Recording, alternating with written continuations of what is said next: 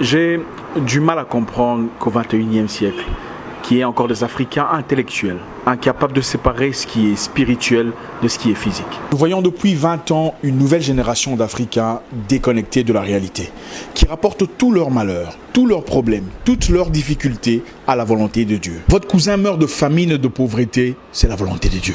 Vous faites 5 ans de chômage, sans argent, sans caleçon, c'est la volonté de Dieu. Votre neveu se noie dans la Méditerranée en quête d'une vie meilleure en Europe, c'est la volonté de Dieu. Mais finalement, c'est quoi la volonté de l'homme? La volonté de Dieu, c'est toujours dans le mal. Non, ce n'est pas la volonté de Dieu. L'Africain noir doit se décider de prendre sa vie en charge, de décider de changer son avenir. Beaucoup de frères noirs ont abandonné leur charge, démissionné de leurs responsabilités, par peur d'affronter la réalité. Les gens préfèrent laisser les choses entre les mains de Dieu que d'avoir le courage, la niaque de dire au gouvernement ouvertement d'arrêter de les tuer. Pendant que le reste du monde progresse, évolue, transcende leur réalité, les Noirs attendent la volonté de Dieu. Votre maman décède à l'hôpital, devant les docteurs, parce qu'elle n'avait pas assez d'argent pour payer les frais d'opération.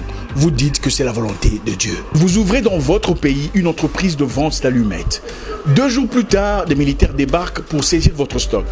Quelque temps plus tard, vous découvrez que c'est un Libanais en effet qui a tout manigancé pour garder le monopole de vente d'allumettes dans votre pays. Et vous dites que c'est la volonté de Dieu. Mais attendez, finalement, c'est quoi la volonté de Dieu? La volonté de Dieu, c'est toujours dans le mal. Donc tout, c'est la volonté de Dieu. Et les enfants qui se font violer par des militaires et des rebelles dans l'est du pays, là-bas, c'est aussi la volonté de Dieu. Je refuse de croire que Dieu, dans toute sa bonté, ait créé des enfants pour se faire violer à 2 ans, 4 ans, 7 ans. Les Noirs, arrêtons d'être lâches. La condition de peine, de crise, de douleur, de haine n'est pas normale. Dieu ne t'a pas créé pour te voir souffrir. Les Noirs, prenons courage. Je veux que tu prospères à tous égards comme prospère l'état de ton âme. C'est ça la promesse. Cette mentalité où il faut tout prendre et mettre ça dans le même panier, soi-disant que c'est la volonté de Dieu, est une mentalité des froussards, des trouillards, des peureux, des gens démissionnaires, incapables d'assumer leur choix, incapables de prendre en main leur destinée. Pendant que la Chine envahit l'Afrique et prend en otage l'économie africaine, les Noirs attendent la volonté de Dieu. Pendant que les autres ont travaillé en communauté pour créer WhatsApp et Facebook, des plateformes qui sont devenues aujourd'hui indispensables à notre vie, nous attendons la volonté de Dieu. Nous sommes encore en bas de l'échelle, en train de fumer une pipe, en train de voir des jaloux, des méchants, des aigris partout, des gens qui n'aiment pas tes photos sur Facebook, des gens qui n'aiment pas ton Instagram, des gens qui sont jaloux parce que tu as voyagé business class. Il est temps de mettre hors business tous ces pasteurs qui vous prêchent la haine entre vous. La haine contre votre famille, vos cousins, vos amis. Vous n'avez plus de gens avec qui coopérer, plus de correspondants. Personne n'est à votre côté parce que vous êtes ostracisés, mis à l'écart. Toujours votre tante est méchante. Vos cousins sont des sorciers. Votre nièce veut votre peau. Finalement, personne ne nous prêche la...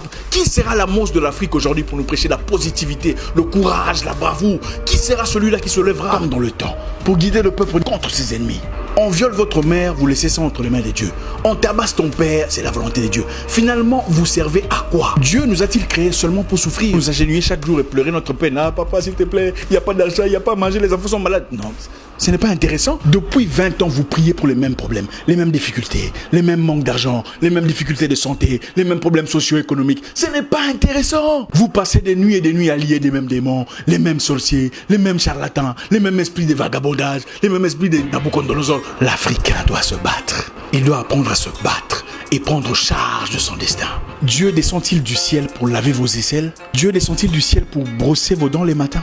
Pourquoi est-ce sa responsabilité de prendre charge de vos choix, de votre pays, de votre nation, de votre situation, de votre communauté? Eh frère, Dieu ne descendra pas du ciel pour écrire ton CV à ta place. Il ne viendra pas finir la corruption, la jalousie, le désordre chez beaucoup des Noirs. C'est notre responsabilité. Je vais vous parler d'un pays très intéressant. Pendant un temps, en Islande, les banquiers avaient foutu la merde dans l'économie. Ils avaient manipulé la finance, paupérisé la nation, pillé le peuple. Dans une série de blanchiments d'argent, les banquiers avaient accumulé au long de l'Islande une dette de 50 milliards de dollars. Une situation qui manifestement avait déstabilisé l'avenir du peuple. Qu'est-ce que les Islandais ont fait? Ils sont allés dans les rues.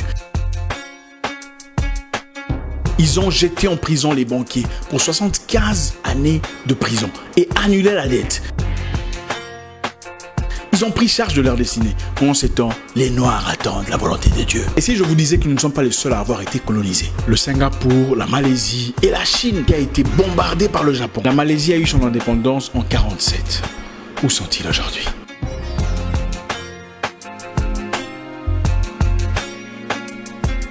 Non, l'argent que vous cherchez ne viendra pas seulement de la prière. Sinon, vos pasteurs ne vous demanderaient pas de cotisation pour construire leurs églises. Ça aurait été facile, n'est-ce pas? Ils entreraient seulement dans la chambre et faire une prière et dire « Dieu, j'ai besoin d'argent » et directement l'argent apparaît. Ça aurait été génial, n'est-ce pas?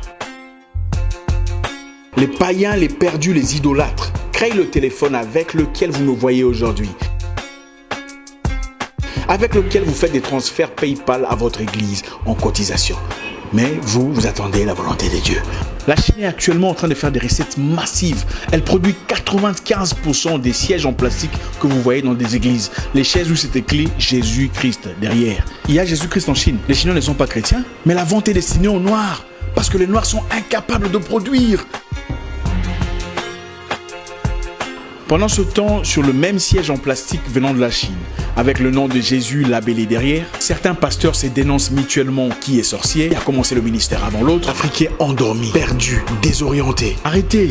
Dieu ne descendra pas du ciel pour vous envoyer un mari parfait, emballé comme un cadeau de Noël. Il vous a déjà donné l'intelligence, la sagesse, de savoir choisir, de savoir percevoir, de voir entre les lignes. Vous sortez avec 17 personnes différentes et aucune de ces relations ne marche. Et puis vous dites que c'est Dieu qui n'a pas voulu. C'est faux, c'est vous qui êtes légère. Dieu a aussi interdit les flirts, les activités sexuelles avant le mariage. Ça n'était pas la volonté de Dieu. Arrêtons de vivre dans l'hypocrisie. Prenons charge de nos vies. Prenons charge de notre avenir. Finalement, personne ne nous prêche la... Qui sera la monstre de l'Afrique aujourd'hui pour nous prêcher la positivité, le courage, la bravoure? Qui sera celui-là qui se lèvera? Vous passez des nuits et des nuits à lier des mêmes démons, les mêmes sorciers, les mêmes charlatans, les mêmes esprits de vagabondage, les mêmes esprits de Nabucodonosor. L'Africain doit se battre. Priez pour le salut de votre âme, mais soyons assez braves pour faire face à la réalité.